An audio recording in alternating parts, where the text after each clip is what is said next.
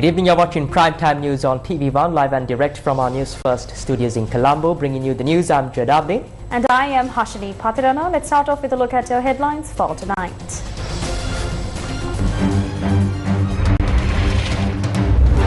Covert operation at Kirinda beach. 8 arrested with 345 kilograms of ice. Daisy Forest battles dementia. Seeks court relief. Prasanna Ranatunga granted bail amid health risk claims. Opposition rejects government's 200 rupee allowance for estate workers. Ranil and Namal hold talks. Customs surpasses annual revenue target. And on to those stories in detail. In your top story this evening, Namal Rajapaksa, national organizer of the Sri Lanka Podujana Peramula, along with several party representatives, engaged in an urgent discussion with former President Ranil Wickremesinghe. United National Party Chairman Vajira Bewardhana stated that the meeting was convened in connection with the upcoming rally.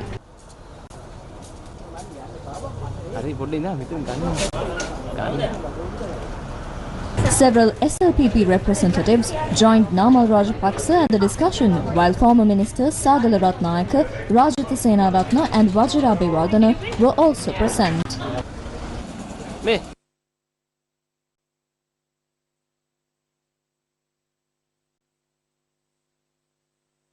Following views were expressed after the meeting concluded. We organized this for it to be a wake-up call for the government. If they are in power, they must work. Acquiring cabs won't help. That is why we will rally in Nugegota. Many who have been affected by this government will be there.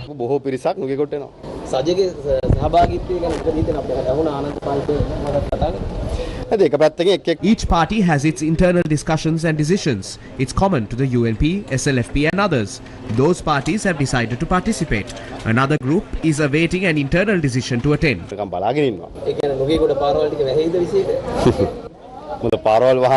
Crowded roads are one thing and sending a message to the government is another. A meeting that the government will take note of will happen. Regardless of commuters, the government will feel it. No decision has been made on whether the SJB will attend or refrain from attending the rally on the 21st, being held to oppose the government's exploitation of the people, which is why our party's representatives are extending their well wishes to this rally. I have been appointed to the working committee by our leader to represent the working class. Decisions of the working committee are announced by our General Secretary. That decision was made 3 months ago. I attended not only to wish them well, but with the belief that our party will take part in this rally. The party is of the stance that it wishes them well. That means we too will inevitably participate. I expressed it directly. The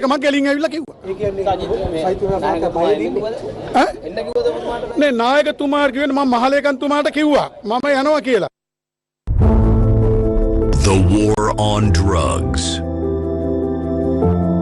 For our children, for our tomorrow. Sri Lanka police seized 345 kilograms of crystal methamphetamine, commonly known as ice, and arrested 8 suspects during a special raid at Kirinda beach. Now, police stated that preliminary investigations indicate the consignment belongs to Ran Uluge Charit Sadakalum, also known as Ran Malli, a notorious drug trafficker currently based in Dubai.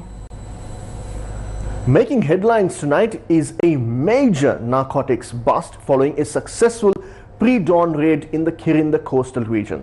Now, this operation was initiated after the Western Province North Crimes Division received intelligence that a significant stock of narcotics had been transported into the country by sea. The vessel used for the primary transport of these narcotics is yet to be located. A joint task force comprising the Western Province North Crimes Division, supported by the Tangol Police Division and the Special Task Force, that's the STF, was deployed to carry out raids along the Kirinda coast. Now, based on the initial intelligence, a team was strategically positioned on the coast in Nindagala, Kirinda. By this time, a multi-day fishing vessel had transferred the drug stock into smaller fishing vessels for the final approach to shore. Simultaneously, a van had arrived at the location to facilitate the removal of the narcotics. The stock, transferred onto the smaller vessel mid-sea, was initially scheduled to arrive at the Nindagala coast. However, in the 11th hour, operational changes took place. The drop-off location was shifted. They selected the Andagala coastal region instead of Nindagala, situated approximately 4 kilometers away from the original point. The traffickers attempted to pull the stock of drugs from the small vessel, which had reached the near shore area of Andagala, using a rope thrown from the beach. This attempt was successfully foiled when the police team raided the location, intercepting the entire operation. 6 suspects were initially arrested along with the narcotics, while the prime suspect responsible for transporting the drugs was later taken into custody. Ranmali is reportedly a close associate of Nadun Chintaka, alias Harakata, who is currently in detention. According to police reports, Ranmali is believed to be a key operative in Harakata's organized crime network, responsible for smuggling narcotics into Sri Lanka via sea routes and distributing them locally. On the 20th of March, authorities also seized over 460 million rupees worth of heroin in Urugamua Dikwala, allegedly linked to Ranmali. The legendary Queen Vihara Mahadevi reached the shores of Kirinda. Regrettably, ice is now being unloaded from the same shores the great Queen stepped foot on after sacrificing herself to the sea to save her people.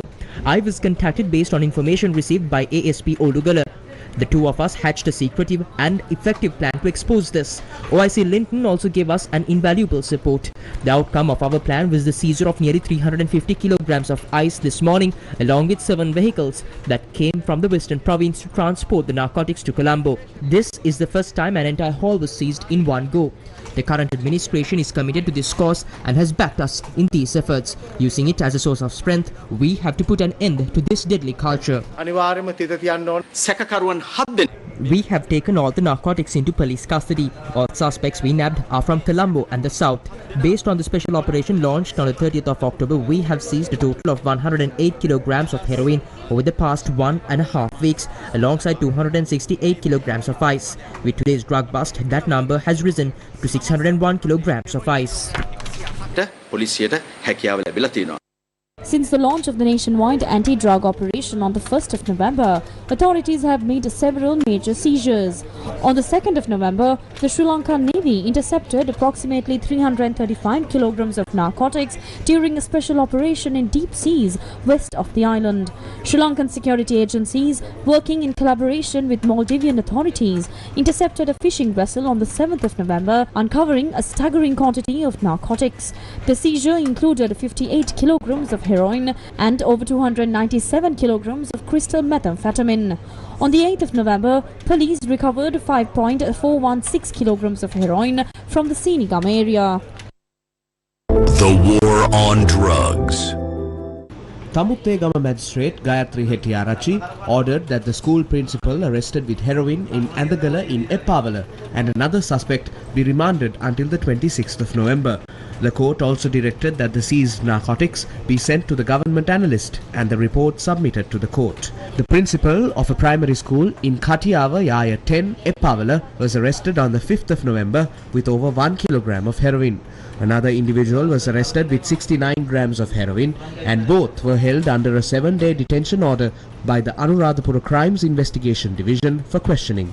Both suspects were produced before the Tamuttegama Magistrates Court today. Police informed the court that preliminary investigations revealed the principal had been involved in heroin trafficking for some time. Further investigations are ongoing, and police stated that mobile phone analysis reports of the suspects are required. The magistrate issued an order to obtain these reports. It was also revealed that the principal's wife had served as a member of the Paliagoda Urban Council representing the National People's Power. She resigned from her position following her husband's arrest. The war on drugs. A tense discussion unfolded in Parliament over the growing influence of drug mafias. Drug mafias are ruling the North today. The North is in turmoil. No politician has acted to resolve this situation.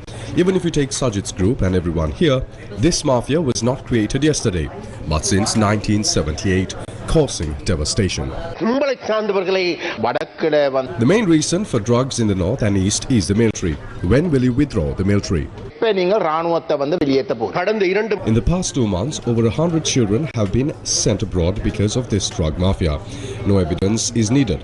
You'll understand if you live in Jaffna. This is the reality on the ground. You said the military is responsible. You also said the police are involved. There's truth in that. The police and military are not separate. They are linked with the mafia. And Tamil politics is also tied to this mafia. Minister, I appreciate your acknowledgement that the military and the police are involved. Previous governments never admitted this. You spoke of a mafia. Until accountability is ensured within the military, this mafia will not disappear. You know, in the north, there are 2 soldiers for every 2 civilians. We cannot accuse the military or police. There are individuals involved, yes. But don't forget, your political parties, your allies, and even members of your own party are backing these mafia groups. Honorable Deputy Speaker, it's a professional task or a job of work. So need of a very strategic approach to crack down. So that we did it. Over a period, you could see now what is happening. It's unfolding. Even this morning that we have got a very large scale of the drugs this morning at the coastal land of the Kirinda that you could see in the media today now, and need a strategic coordinated mechanism. And to establish stable economy, security, law and order is a mandatory and a must. So we did it. And need of a secure environment. So our main foremost strategic concern was of restoration of role of law and order. ඒ හින්දාම තමයි මේ පසුගිය October 30 වෙනිදා රට මේකට ජාතික මෙහෙයුමේ පිළිබඳ වැඩසටහන ඉදිරියටම ගෙනියනවා. ඒ සඳහා සෑම අංශයක්ම ආවරණය පරිදි මත්ද්‍රව්‍ය පාලන වැඩසටහන වෙනුවෙන් මේ අයවැයෙන් රුපියල් මිලියන 1500ක් යෝජනා කරලා තියෙනවා. ඒ වගේ ප්‍රතිඵල පහුගිය අවුරුදු මේ පසුගිය අවුරුද්දෙම දැකගත්තා. මේ අවුරුද්ද ඇතුළත මේ වසරේ මේ මෙහෙයුම් වලින් විතරක් මත්ද්‍රව්‍ය කිලෝග්‍රෑම් 20000ක් අපි අත්අඩංගුවට අරගෙන තිනවා. ඒක පොඩි පහේ ප්‍රමාණයක් නෙමෙයි. ඒවා තිබුණු නම් විශාල ලෙස රාජ්‍යකරණයට ආණ්ඩුකරණයට සාමයට හැම දෙයකටම විශාල බලපෑමක් ඇති වෙනවා. Don't deprive them of You said the police and military are involved. Let me give you proof. The OIC of the Norachole called a drug dealer and said 6 more people are coming. Get everything ready. Don't pay the monthly fee. Just give 50,000 rupees. There is an audio recording. In that area, he is the one responsible for all drug operations. Full support. No action has been taken against him yet. Investigate and act.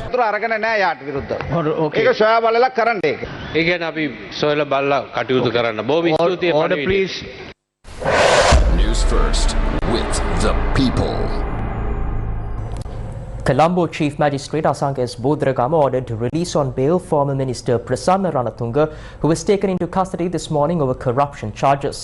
The suspect was granted bail on the following conditions: a cash bail of 50,000 rupees and 2 surety bails of 5 million rupees each. Former Minister Prasanna Ranatunga was taken into custody around 9 a.m. when he arrived at the Commission to investigate allegations of bribery or corruption to provide a statement. He was presented before the court at approximately 12:55 p.m. Appearing on behalf of the Commission, Chief Inspector Gamini Abesingha informed the court that the suspect had caused a financial loss exceeding 4.7 million rupees to the government. This was allegedly done by involving a third-party brokerage firm instead of directly obtaining medical insurance for employees of institutions under the Sri Lanka Tourism Development Authority from Sri Lanka Insurance Corporation. Court. The suspect exerted influence on the then chairman and director general of the Sri Lanka Tourism Authority to obtain insurance through a brokerage firm named My Insurance Brokers, which he had recommended.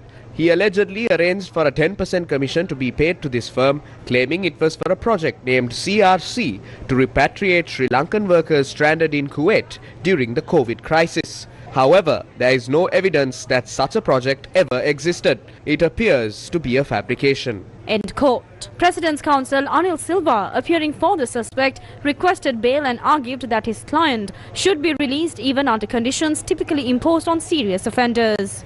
Court. During the COVID crisis, relatives of Sri Lankan workers stranded abroad appealed to the COVID committee to bring them back. My client was a member of that committee.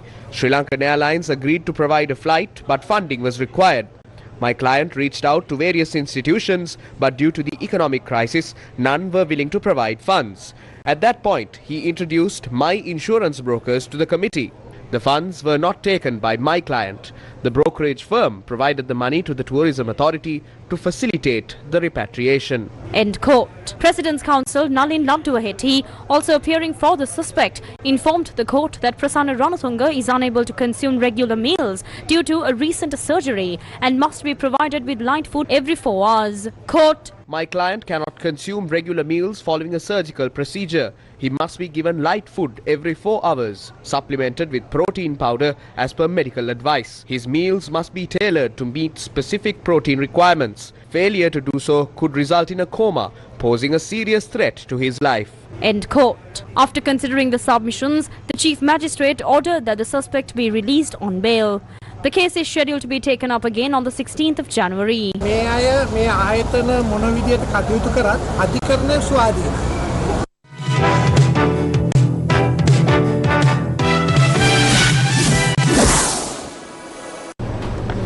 මෙන්න දැන් ලැබුණු විශේෂ ප්‍රවෘත්තියක් පාකිස්තානයේ තරග සංචාරයක නිරත ශ්‍රී Lanka cricket කණ්ඩායමේ ක්‍රීඩකින් පිරිසක් ආරක්ෂක හේතු මත යලි මෙරටට පැමිණීමට ඉල්ලීමක් කර ඇති බවට වාර්තා වනවා. තරගාවලියේ පළමු තරගය ඊයේ පැවතුනේ පාකිස්තානයේ රාවල්පින්ඩිහිදී. තරගයේ පැවති ස්ථානයට කිලෝමීටර් 17ක දුරින් පිහිටි පාකිස්තානයේ ඉස්ලාමාබාද් අගනුවර අධිකරණ ගොඩනැගිල්ලක් ඉදිරිපිට බෝම්බ විපුරුමක්ද ඊයේ සිදු වුණා. මේ තත්ත්වය පිළිබඳව ශ්‍රී ලංකා ක්‍රිකට් බලධාරීන්ගෙන් අපේ විමසීමක් කළා. ඔවුන් සඳහන් කළේ අදාළ තත්ත්වයේ සම්බන්ධයෙන් තවදුරටත් සාකච්ඡා කරමින් පවතින බවයි. එම සාකච්ඡාවලින් අනතුරුව මේ පිළිබඳව නිල වශයෙන් නිවේදනයක් නිකුත් කරන බවද ඔවුන් සඳහන් කළා. කෙසේ වෙතත් මේ තරගාවලියේ දෙවනි තරගය හෙට දිනේදී පැවැත්වීමට නියමිතව තිබෙනවා. නැවතත් එම ප්‍රවෘත්තිය පාකිස්තානයේ තරග සංචාරයක නිරත ශ්‍රී ලංකා ක්‍රිකට් කණ්ඩායමේ ක්‍රීඩකින් පිරිසක් ආරක්ෂක හේතු මත යලි මෙරටට පැමිණීමට ඉල්ලීමක් කර ඇති බවට වාර්තා වනවා. තරගාවලියේ පළමු තරගය ඊයේ පැවැත්වුනේ පාකිස්තානයේ රාවල්පින්ඩිහිදී. තරගයේ පැවති ස්ථානයට කිලෝමීටර් 17ක දුරින් පිහිටි පාකිස්තානයේ ඉස්ලාමාබාද් අගනුවර අධිකරණ ගොඩනැගිල්ලක් ඉදිරිපිට බෝම්බ පිපුරුමක් ඊයේ සිදු වුණා. මේ පිළිබඳව ශ්‍රී ලංකා ක්‍රිකට් බලධාරීන්ගෙන් අප විමසීමක් කළා. ඔවුන් සඳහන් කළේ අදාළ තත්ත්වයේ සම්බන්ධයෙන් තවදුරටත් සාකච්ඡා කරමින් පවතින බවයි. එම සාකච්ඡාවලින් අනතුරුව මේ පිළිබඳව නිල වශයෙන් නිවේදනයක් නිකුත් කරන බව ඔවුන් සඳහන් කළා. කෙසේ වෙතත් හෙට දිනේදී තරගාවලියේ දෙවනි තරගය පවත්වන්නට සූදානම් කර තිබෙනවා. ජයනත් நன்றி மோகன். தற்போது கிடைத்த விசேட செய்தி ஒன்று, பாகிஸ்தானில் கிரிக்கெட் தொடரில் விளையாடுவதற்காக சென்றுள்ள இலங்கை கிரிக்கெட் அணியின் சில வீரர்கள் மீண்டும் நாடு திரும்புவதற்கு கோரிக்கை விடுத்துள்ளனர். பாதுகாப்பு காரணங்களுக்காக அவர்கள் இந்த கோரிக்கையை முன்வைத்துள்ளதாக தெரிவிக்கப்படுகிறது.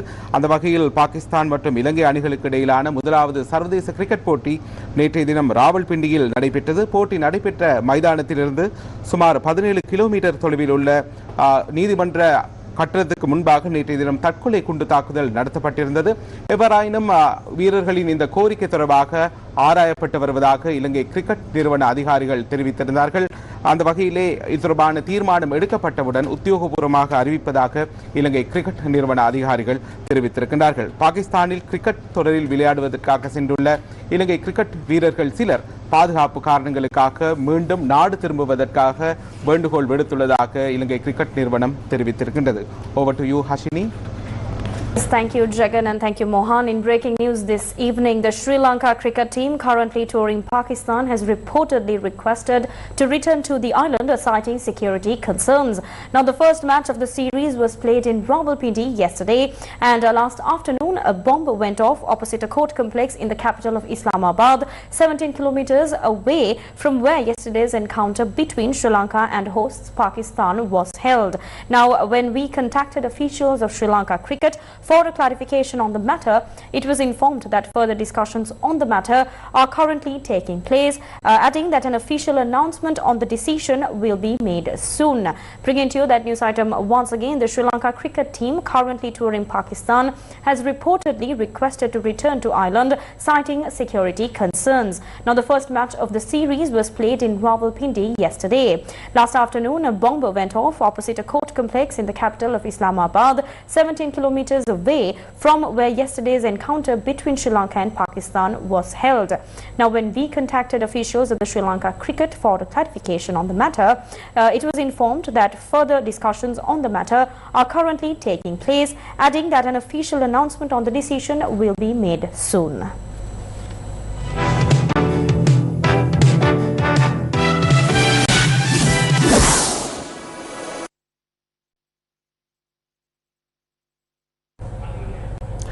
Now, continuing in your primetime news bulletin, lawyers representing Daisy Forrest, the grandmother of Yoshita Rajapaksa, informed the court that continuing the High Court trial against her is unreasonable as she suffers from dementia and Alzheimer's disease. The case before the Colombo High Court involves allegations that Yoshita Rajapaksa and Daisy Forrest unlawfully acquired assets and property worth approximately 73 million rupees. The case was taken up before High Court Judge Udesh Ranatunga. During proceedings, President's Counsel Anil Silva, appearing for Daisy Forrest, explained her health condition. Court: My client is 98 years old. With her age, she now suffers from dementia and Alzheimer's. She cannot even manage her personal affairs independently. She does not even realize that she is in a courtroom. Given her current mental state, she has no knowledge of the charges against her. She cannot comprehend or accept guilt or innocence. She has no capacity to participate in this trial with a sound mind. She cannot recall what was said during previous hearings. Furthermore, on the 17th March 2017, the Gangodavila District Court issued an order transferring the guardianship of her and her property to another person as she was deemed incapable of managing her personal affairs. End court. Appearing for the prosecution, Deputy Solicitor General Janaka Bandara stated that since this is the first time a medical report on Daisy Forrest's condition has been submitted, the prosecution requires time to study it. Court: This accused is a 98-year-old elderly person. It is understandable that she may have ailments or weaknesses due to age. However, that should not result in undue advantage to another property. I do not believe this High Court should act solely based on the District Court's order. This court has the discretion to reconsider the matter. The prosecution must examine whether a fresh medical report should be called for.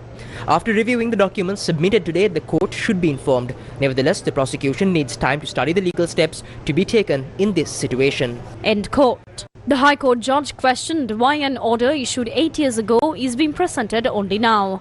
The judge also asked investigators whether such a report had been submitted during the magistrate's court proceedings. Investigators replied, Court: No, Your Honour. End court. Court: Why is this order, which was not presented during the magistrate's court's hearings, being submitted to this court after 8 years? End court. Responding, President's Counsel Anil Silva said, Court: Your Honour, there was no awareness of the current situation of this case. End court. After considering the submissions, the judge directed the prosecution to inform its position regarding the second accused and fixed the next hearing for the 26th of November. Budget 2026. Opposition political parties have strongly objected to the government's budget proposal to provide a 200 rupee daily attendance incentive for estate workers, arguing that a public tax revenue should not be used to fund private sector wage increases. The President's budget proposals presented to Parliament include an increase in the daily wage of estate workers from 1,350 rupees to 1,550 rupees starting January, along with an additional 200 rupee daily attendance incentive funded by the government. A total of 5 billion rupees has been allocated for this initiative. Opposition parties voiced their objections during the ongoing budget debate in Parliament. Public tax money is being used to increase wages for those working in the private sector. That is a serious issue. If this continues, what happens when potato farmers, onion farmers and garment workers start making similar demands? Increasing estate workers' wages will cost 5 billion rupees. Why should we pay an extra 200 rupees from public funds? These companies earn millions and billions in profits collected from them. Your logic is strange. The government is paying the business owner so they can pay their workers more. You tax every low-income individual, pool that money and give it to the business owner to pay wages. What happens to the majority of small tea estate owners? Find another way to increase estate workers' wages. As opposition parties continue to criticize the government's proposal to allocate funds for a 200 rupee daily attendance incentive for estate workers, the ruling party delivered a fiery response in parliament. Trying to block 200 rupees for innocent state workers shows a certain attitude. Yesterday, parliamentarian Namal said it would be better to give money to companies instead of workers. Yes, that's what they did. When the green-blue government was in power, my ministry's former ministers brought loans from the World Bank for a project called ASMP. That project was meant to develop the plantation sector. We are still paying that loan. But here is what happened. 14.95 million rupees was given to Anoma Agroben Products, a company owned by the wife of former Primary Industries Minister Daya Gamage. No company exists, there's no repayment. Then 8.2 million rupees was given to the son of former Ministry Secretary Bandula Wickremarachi, who was Daya Gamage's secretary. 18 million rupees went to Asahi Construction Private Limited, linked to Roshan Ranasinghe's wife. Former Navy Commander Vasantha Karannagoda got 18 million. Lakma and Dunbell Private Limited received 37.5 million rupees for DGPJ Seniviratna, son of former Minister Lakshman Seniviratna. Suhada Enterprises, owned by AWK Bandula, brother of Mahinda Amaravira, got 48.1 million rupees. They are reprimanding us for providing relief to estate workers. However, these people didn't start industries or businesses. On the 2nd of June this year, the World Bank wrote to the Finance Ministry saying, quote, no extensions. If projects aren't completed, pay back immediately or Sri Lanka will lose further assistance, unquote. So, I signed a cabinet paper on the 30th of June 2025 to release $508,863 from the Treasury to settle these loans. We paid their debts. Now they go to the media asking under what law 200 rupees is given to estate workers. I ask, under what law did you do all of this?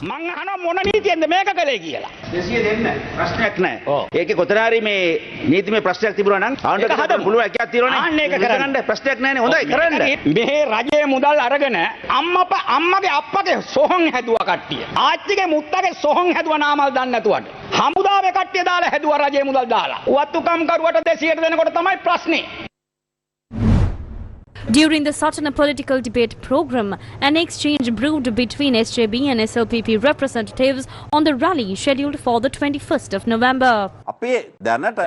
As of now, according to our political bureau and the management committee, no final decision has been made. There are still several days left until the 21st. We have always maintained, and I personally emphasize, that we must hold the Rajapaksas accountable for the current economic crisis and the situation this country has fallen into.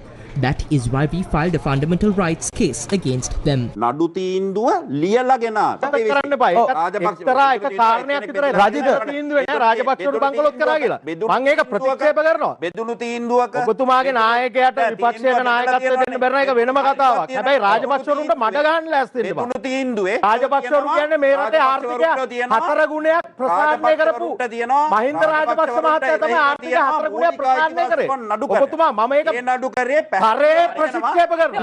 Rajapaksa, Kamal Rajapaksa, Mahinda Rajapaksa කියන තුන්කට්ටුව සහ නඩු තීන්දුවේ තියන්නේ ඒ තුන්කට්ටුව විතර බංකොලොත් කරා කියලාද ඒකත් එක කාරණාවක් වුණා ඒ ගත්ත ප්‍රතිපත්තිය කියලා බොරු කියන්න බෑ හරිද කබ්‍රාල් 21 එන්න බෑ ඒක වෙනම කාරණාවක් බොරු කියන්න බෑ ඒ කට්ටියට විරුද්ධ ගෙනල්ලා තියෙනවා මූලික අයිතිවාසිකම් නඩු කරලා ඒ නඩු කරලා අපි පැවරුයි අපිට මේ තව රාජපක්ෂ කෙනෙක්ට විරුද්ධව අපේ ජනප්‍රියතාවය නැති වෙයි එහෙම වෙයි කියලා එහෙම කිසිම බයක් මට ප්‍රශ්නයක් තියෙනවා මේ රටේ ඊළඟ නායකයා සජිත් ප්‍රේමදාස අපිට එහෙම නම් කියන්න පුළුවන් මහ බැංකුවේ බැඳුම් කරන අවස්ථාවදී ප්‍රේමදාස මහත්තයා කියලා ඊට පස්සේ අපි එහෙම මඩ දේශපාලනයක දෙන්නේ නැහැ මඩ නෙමෙයි මම මේ නඩු දීලාවක් දෙන්න ඔබතුමාට අවස්ථාව දෙනවා නඩු තීන්දුවේ තියෙනවද ඒක විතරයි බලපෑවේ කියලා මම අහන්නේ ඒක The Sri Lanka Association for Software and Services Companies, or SLASCOM, today hosted the AI Asia Summit 2025, uniting leaders and innovators to advance real-world AI adoption. backed by over 25 industry and government partners. The event highlighted Sri Lanka's commitment to ethical, human-centered AI and local talent growth.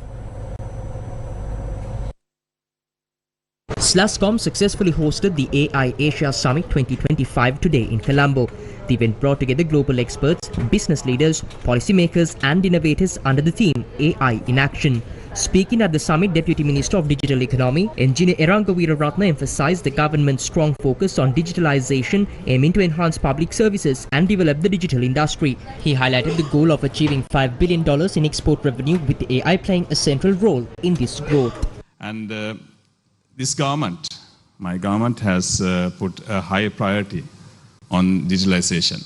So when I'm talking about high digital economy, we are talking about government digitalization to get government services enabled through digitalization to provide better service to the public. And then we have the digital industry development. We are seeking $5 billion export revenue through this industry, and AI can play a big role in that.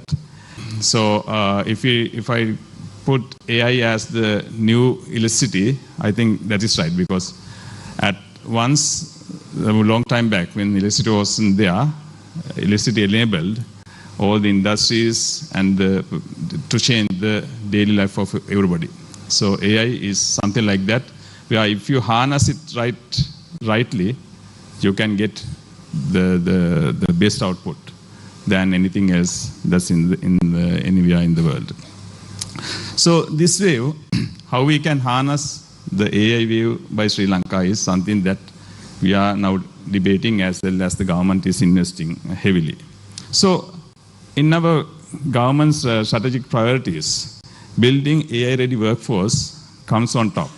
And for that, we are taking many initiatives, like building AI Center of Excellence to enable the AI education, as well as getting the right platforms for our younger generations, the researchers, and also the startups to do research and development invested by the government. So what we in Sri Lanka should aspire to do is also grow this bubble very rapidly in order to uplift our 4 to 5% normative growth by a +2 points. And if we do that over several years in succession, and you do a little math, which you can do using AI while I'm speaking, you'll get to a number north of $20 billion of value creation over this period. So the target to go from 3% to 12% in the next few years, and this translates in absolute terms, because our economy is growing as well, the denominator is growing, this would translate in absolute terms to growth of 5x in the size of the digital economy. So when we look at what the digital economy is and what the layers of this digital economy we should be concerned about, a digital economy is basically those layers of the economy, those aspects, sectors, which are driven or transformed through the use of digital tools, methodologies, and rely on digital raw materials.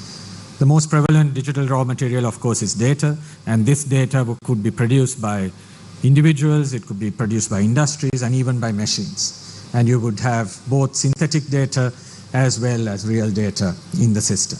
So using these, how do we go from a very narrow digital economy where we rely on digital payments and ICT services, broadband, telecommunications, etc., through to platform economies, which Sri Lanka is already quite mature in, all the way to digitizing each and every sector of the economy using technologies, headline AI, and also IR4 and other technologies which support the rapid digitalization of economic activity. Today's event marked a major step in Sri Lanka's efforts to position itself as a regional hub for artificial intelligence and digital innovation. The event focused on moving beyond experimentation to real-world AI implementation across industries, from finance and manufacturing to sustainability and public services. The International Research Conference of the Sri Lanka Technology Campus commenced in Colombo today. The International Research Conference of the Sri Lanka Technology Campus, themed Unified by Innovation Exploring the Digital Frontiers Across Disciplines, commenced in Colombo today. The two-day research conference is designed to advance interdisciplinary research and collaboration that support Sri Lanka's national theme of digitalization. IRC 2025 brings together eminent researchers from diverse disciplines, offering a platform to share research outcomes. In the age where the technology transcends the boundaries and the knowledge that drives the progress, innovations is not merely the tool of the development, but a bridge that connects society, discipline, and the nations. And today, world is witnessing the rapid digital transformations, as mentioned by the various faculties and the chair of this conference as well. And artificial intelligence, data science, biotechnology, renewable energies are reshaping how we live and learn and the work. The challenge before us is not only to embrace these transformations, but also to ensure that it remains inclusive, ethical, and human-centered. I would like to mention that Sri Lanka itself is rising to this challenge. In this budget speech of 2026 statements, His Excellency Anura Kumara Dissanayaka, in the capacity of the Ministers of the Finance, Planning and Economic Development, highlighted the digitalizations as the future engine of the growth. And with a significant investment in digital transformation in the service. In fact, recently Sri Lanka witnessed a big economic crisis. And whatever the things that SLTC is pursuing further, the government has also well recognized it aiming to expand the Sri Lanka's digital sectors, USD 15 billion industries in the coming years. And these bold visions backed by the concrete steps by the Excellency and also the electronic ID card Q3 2026 through the digital unique digital identity program and online government payments starting January 2026 to drive the cashless economy. There are several initiatives which has been well mentioned in the recent budget speech, and various reports that has been well mentioned in the recent budget speech, from the next generation's broad and cloud computing infrastructures to AI development programs and building blocks for modern digital economy are being laid. And these are some of the things. And this commitment by the leadership of the Sri Lanka aligns perfectly with the spirit of this conference. Hopefully, a lot of discussion will also substantially contribute to the Sri Lanka's government initiatives. Exchange contemporary knowledge and establish partnerships and collaborations to advance scientific inquiry.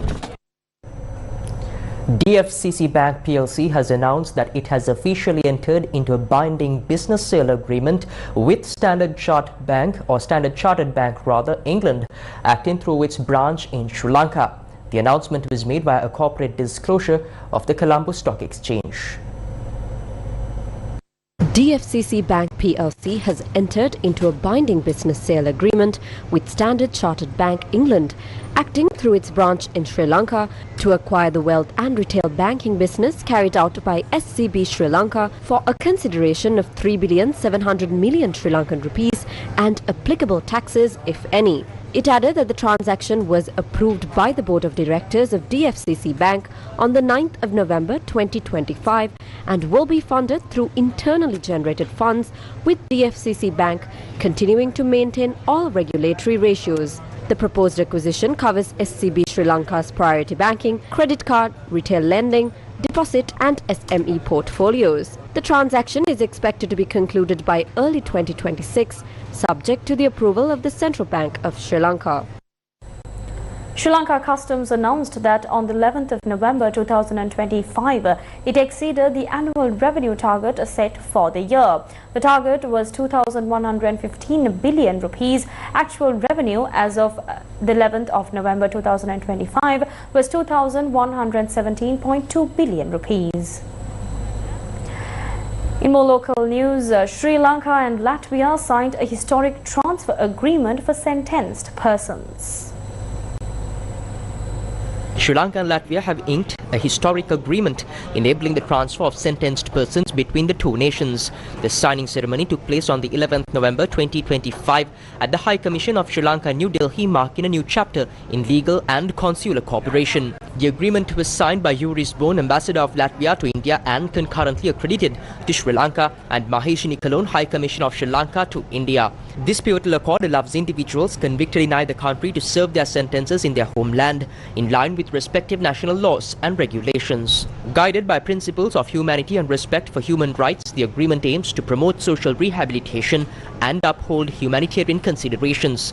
It stands as a testament to both nations' commitment to mutual legal collaboration and the dignity of individuals. The Ministry of Justice and National Integration of Sri Lanka will act as the central authority for implementation, while Latvia's Ministry of Justice will serve as its counterpart. This development also underscores the strategic role of Sri Lanka's High Commission in New Delhi, which coordinates engagement with 99 diplomatic missions accredited to Sri Lanka from the Indian capital, the highest number for any foreign city.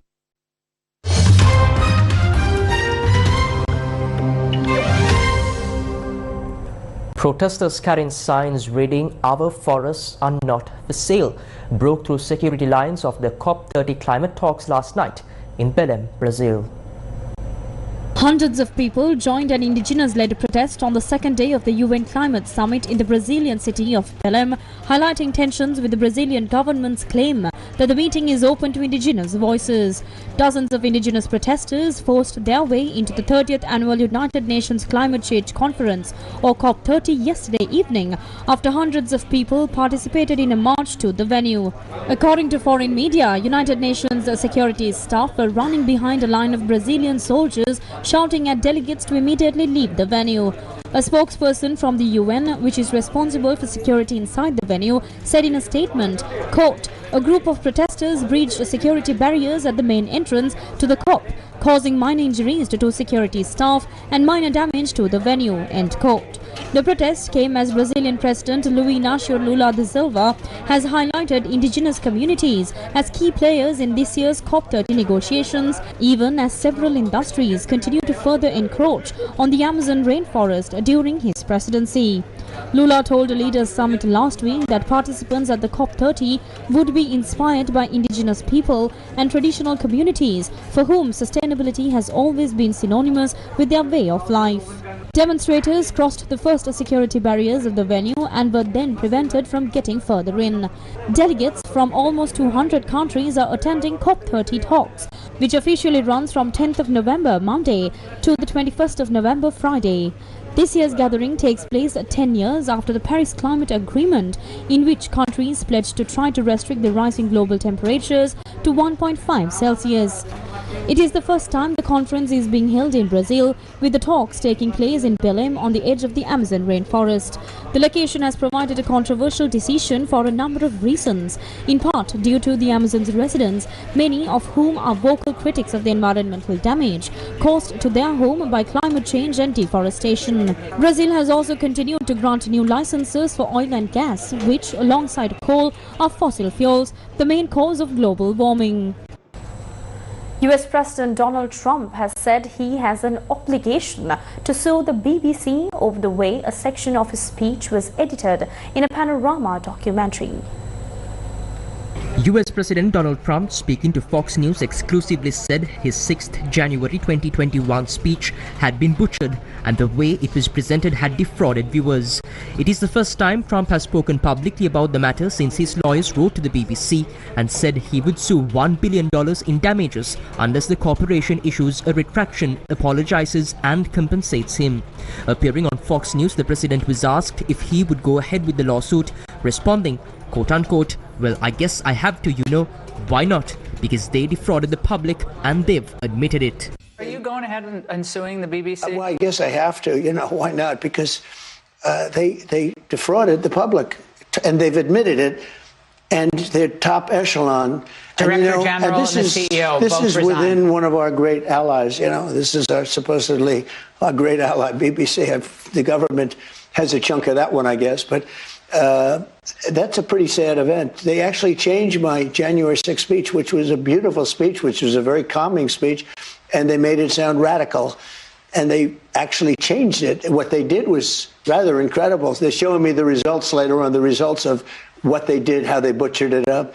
But it was very dishonest, and the head man quit, and a lot of the other people We're actually going to... Tonight, you are saying to our viewers that you will go forward and file a defamation lawsuit against the BBC. Well, I think I have an obligation to do it because you can't allow people to do that.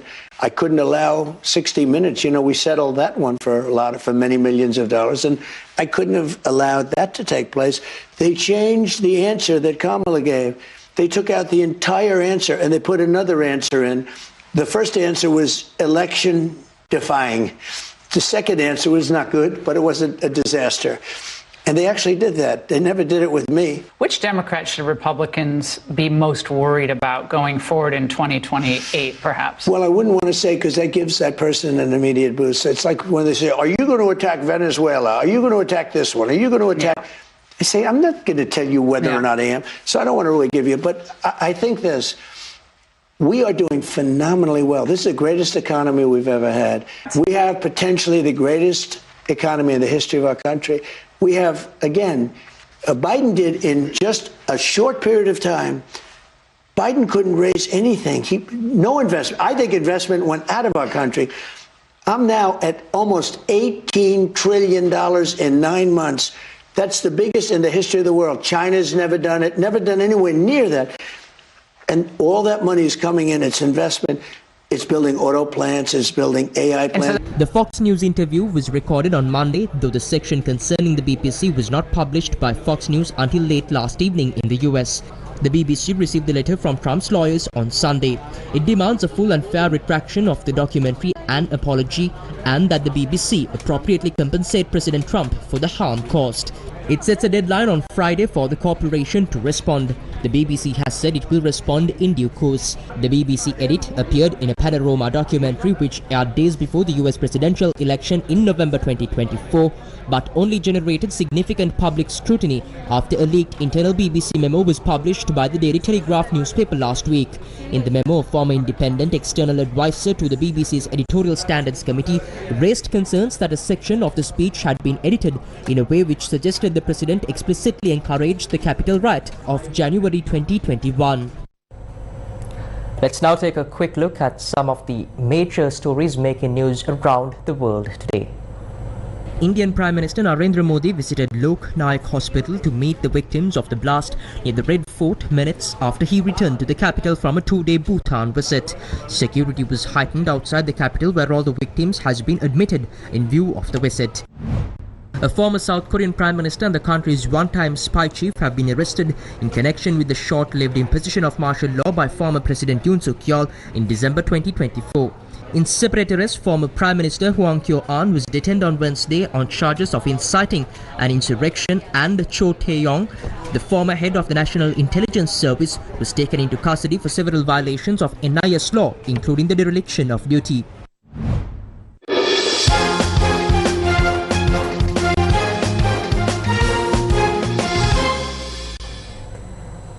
The Sri Lanka A team departed for Qatar today to take part in the Asia Cup Rising Stars 2025 tournament set to commence on Friday the 14th of this month. Now, speaking to reporters prior to their departure, skipper Dunith Vellalage noted that the team is motivated to bring glory to the motherland. Left-arm spinning all-rounder Dunith Vellalage has been entrusted with the captaincy of the Sri Lanka A team, which will be taking part at this year's tournament. We engaged in a number of effective practice sessions as a team. We are carrying a great mentality to the tournament. Every team is talented. We cannot control a T20 game. The team which makes the least mistakes will come out on top. We hope to back our skills and give it our all for the team and for the country. Playing in a country like Qatar is a fresh experience. Coach Avishka is guiding us, and the rest of the coaching staff too are greatly supporting us. coaching staff එකෙන් ලොකු support එකක් හම්බ වෙනවා. Multiple youth players including Vishen Halambage, Suhan Dilivera, Vijaykanth Weskant, Praveen Matthew, Garuka Sanketh and Ahan Vikramasinghe have been included in the squad. Players who have experience in the Sri Lanka Senior 11 including Nishan Madhushka, Nuwanindu Fernando, Ramesh Mendis and Sahana Rachige are also part of the squad. The Asia Cup Rising Stars 2025 tournament will feature 8 teams. Sri Lanka will compete under Group A in the initial round of the tournament and will encounter Afghanistan, Bangladesh and Hong Kong. The tournament, which will kick off on the 14th of this month in Qatar, will end on the 23rd. Sri Lanka's first fixture will be against Afghanistan on the 15th. The Sirasa Media Network has secured the official local broadcasting rights of the tournament. All the action of the Asia Cup Rising Stars 2025 tournament can be watched live on TV1 or streamed online on www.sirasatv.lk. Tonight on beautiful Sri Lanka, we take you to a cornerstone of Kandyan artistic heritage. And with that, we wrap up primetime news for tonight. Thank you for watching. Good night. The Degaldoru Rajamaha Vihara, located nearly 7 kilometers from Kandy, is a Buddhist rock temple famous for its Kandyan era frescoes. Details of the temple's construction and the royal land grant are contained on the Degaldoru Thamba Sannasa. Construction of the Rajamaha Vihara began in 1771 under the reign of King Kirti Sri Rajasinghe by his younger brother Rajadi Rajasinghe and was completed by Rajadi Rajasinghe after he ascended to the throne. Following its completion, Rajasinghe placed it in the custody of Moratata Dhammakanda Mahanayaka Thera, who was also Rajasinghe's teacher and chief advisor. Beautiful Sri Lanka.